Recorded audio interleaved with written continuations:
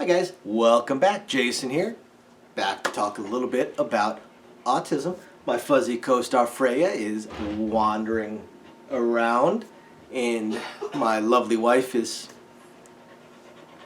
That one wasn't me. off to the side.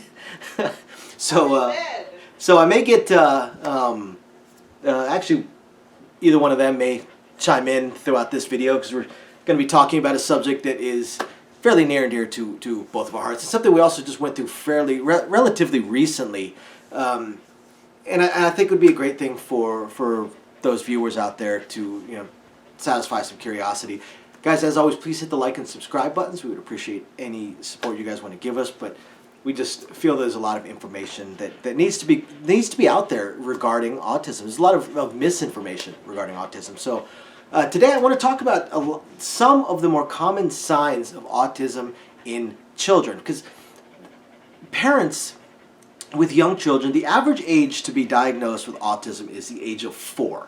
And the reason for that is not because they are unable to diagnose it, but because some of the more common signs don't show up and become noticeable to the parents until the child has matured to a level where they're starting to communicate, they're moving around a lot more, and you're starting to socialize them. Because a lot of the things are sort of in a bubble. Within the home, you don't realize what may not be normal and what may be neurodivergent until you go out. And oftentimes it also takes somebody else, maybe a teacher or a neighbor or a friend, something along those lines, to spot the signs as well and say, hey, maybe you should think about having your child checked out for autism.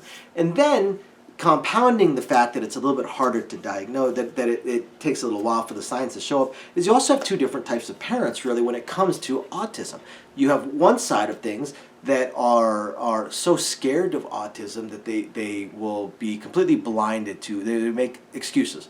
They'll be completely blinded to all of the signs that they may see and that other people may see because they're terrified of the autism. They think of it as some kind of disease or that the child can grow out of, or that you can train them out of, or some kind of handicap. And yes, it is considered a learning and developmental disability, but as we've covered in some of our other videos, there are some incredibly brilliant and notable people in our current world and throughout history that were autistic. It does not need to hold you back. It does not need to be a handicap. I mean, some Nobel Prize winners were autistic. Some of our greatest artists and actors and painters and poets were autistic. Scientists, some incredible scientists, business people. So much of the changes to our world and the great things done into our world have occurred because of people that were on the spectrum. So it's not something to be scared of. But some parents are very, very scared of it. And then you've got the other side of the coin where you've got parents that are so paranoid about autism that every single thing that their child does they think is a sign of autism. And let's be real, guys, children are weird, especially the younger they are. So I thought maybe we would go ahead and do a video where we just talk about some of the more common signs of autism. Now, autism is a huge, huge, huge spectrum, and there are hundreds of signs and comorbidities, so we're only going to talk about a few of them. And again, no two autistic people are alike. So every autistic person is going to have a different mix or blend of the signs and signifiers of autism, and also in how they react to them. So no list is a be-all, end-all. This list certainly isn't a be-all, end-all. But again, it's a little bit of what you've got. So the first thing, and the one of the ones that most becomes noticeable, or can most become noticeable, stimming. Stimming is a repetitive physical behavior that autistic children do oftentimes when they're excited and or bored, but oftentimes excited. Things such as what they call flapping the hands, rocking. Rocking is a common one. And when I'm talking excited or even just focused, you might see it while they're watching TV, you might see it while they're playing a video game or on a tablet or just watching a video or a cartoon. Especially the rocking you might see a lot when they're focusing on something, concentrating, and if they're doing things like flapping their hands and stuff like that, that's overexcitement. Now, Stimming comes in many, many, many forms, so you're not always going to recognize it. But if you see things like the flapping of the hands, or the rocking, that is definitely a sign, and it is a common sign. Another one is reduced smiling to indicate happiness. For whatever reason, and it'd be tough to say why or why not, but a lot of autistics tend to be a lot more stoic. Especially children, but even adults tend to be a lot more stoic. And autistic children, they have a tendency to smile. They'll still smile, but not as much. And especially to denote happiness. Eye contact is a big one. This is one we've talked about in almost every video we've done. A lot of autistics have difficulty making eye contact, or making and keeping eye contact. So that is a big, big, big sign for sure. Again, not a be-all and end-all, but definitely a big sign. Solitude, and what I mean by that is they tend to solo play, not pretend play, if that makes sense. Like we've all seen, in movies and videos and stuff like that, the little child playing, tea party with the stuffed animals and talking to them, and fake pouring their tea and fake drinking their tea and stuff like that, and you've got all kinds of different types of pretend play, from sitting in the cardboard box pretending it's a spaceship, to having your army men and holding full-blown conversations with them, and things like that. That is pretend play. Autistic children oftentimes tend to go more with solo play. They don't generally pretend. They will play with their toys, but you won't see a whole lot of pretend, a whole lot of make-believe. They might be playing with their army men, but they're not going to be holding full-blown conversations with them, or pretending out the dialogue. They'll be doing their pew-pews and stuff like that, but you're not going to have the cover me's and stuff like that you might get from pretend play. So definitely a sign, for sure, a sign. Let me get my notes closer to in front of me. Social skills. Now, social skills is a very difficult one. Very, very difficult one to say, oh, I see this, or I don't see this. Because, especially at a younger age, the social skills are almost non-existent with children to begin with. But you might see just different social skills. The child may have a tendency to say barnacle, get really clingy really, really fast when they meet someone that will talk to them or play with them. You also see a lot of autistic children because autistic people, despite what people think, autistic people actually want to be social. A lot of times they really, really do. They just can't, and they don't know how, and they know they're odd, or they're told they're odd. They're told they're odd, so they stop, attempting with these interactions, because they're not fun. They get mocked, made fun of, stuff like that. So what you see a lot of times with autistic children that want to play in a group is they'll be just next to the group. They'll be playing alone, but near the group. You see that a lot. Another common one is excuse me, a difficulty with multi-step instructions. Now, this one is definitely age appropriate. Obviously, your 2-month-old, you're not giving them, do this, then do this, then do this, then do this to turn on the TV and find the right channel. I mean, you don't give them multi-step instructions. But as they get a little bit older, multi-step instructions starts to come up a lot more. And autistic children, they have more of a difficulty with multi-step instructions, unless each step is extraordinarily clear. And that comes from a lot of, from my own perspectives, I can say that comes from things like overthinking it, and playing a whole bunch of what-if games in your head. I'm supposed to do this and then do this, but what if, do they really mean this? But what if it's this way? Or what if this is kind of close? Or what? You kind of get stuck, the paralysis by analysis sort of thing, and that can happen with children as well.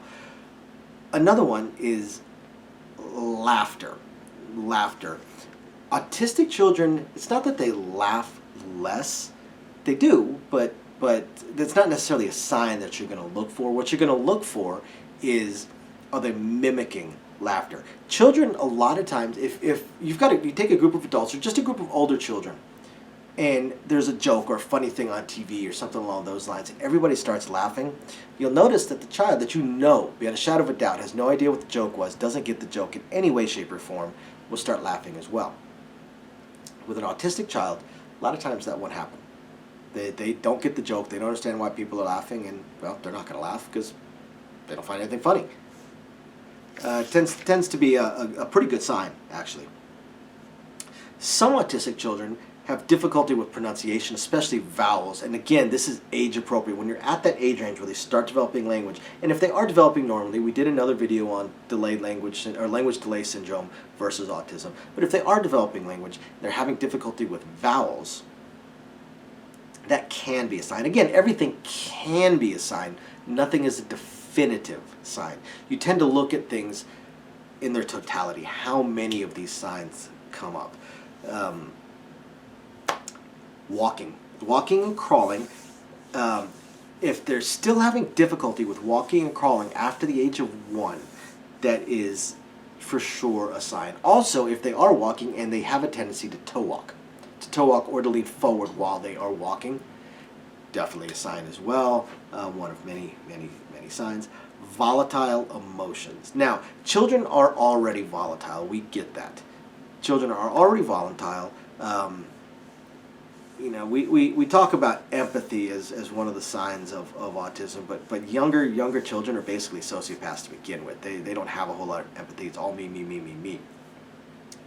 But autistic children can show much more volatile emotions. Now, it's not that they're feeling emotions more, it's that their brains are unable to process them the same. They're unable to process them, or they're unable to process them at all. And that's why the volatility gets even larger. That's where you start getting things that like meltdowns, autistic meltdowns, stuff like that. And that's one of the first things that parents really struggle with, is the volatile emotions, especially when it comes to punishments. But even on the flip side, happiness and excitement. Autistic children can get overexcited, and then they'll start stimming, or they may start hyperventilating. They don't know how to deal with emotions, strong emotions of any sort whatsoever. On the flip side, negative type emotions, they're being punished, or they're mad, or disappointed, or hungry, or whatever it may be, just in a mood. It can snowball because they can't deal with their emotions. Again, they might start hyperventilating, they might start hitting things, throwing things, rocking, hitting themselves, because they cannot deal with the emotions. So volatile emotions is a big sign. Autistic children also don't seek attention as much. Children generally are very clingy, especially very young children.